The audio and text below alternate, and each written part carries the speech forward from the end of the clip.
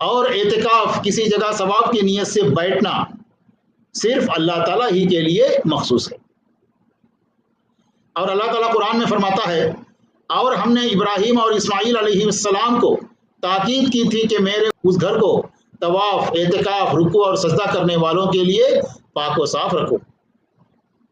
حدیث میں آتا ہے کہ ابو ہریرہ رضی اللہ عنہ کہتے ہیں، رسول اللہ صلی اللہ علیہ وسلم نے فرمایا، کسی قبر پر بیٹھنے سے یہ بہتر ہے کہ آدمی آگ کے انگارے پر بیٹھ جائے جو اس کے کپڑے اور کھال تک کو جلا ڈالے۔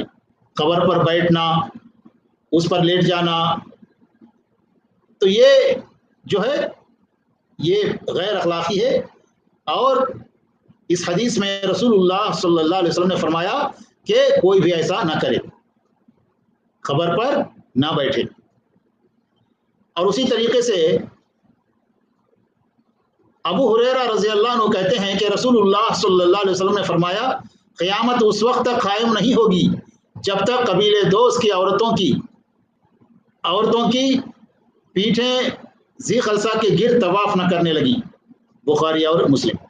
یعنی ذی خلصہ زمانے جاہلیت میں قبیلے دوست کا بت تھا جس کے گرد مشرک طواف کرتے تھے،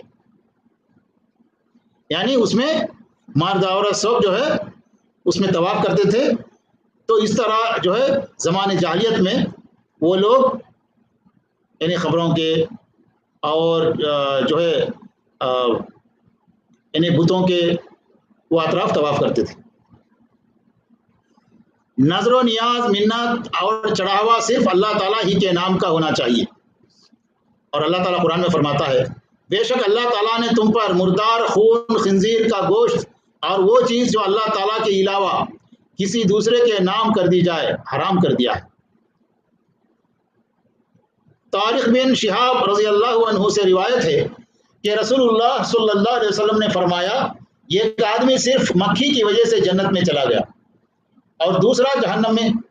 صحابہ کرام رضی اللہ عنہ نے عرض کیا، یا رسول اللہ صلی اللہ علیہ وسلم وہ کیسے؟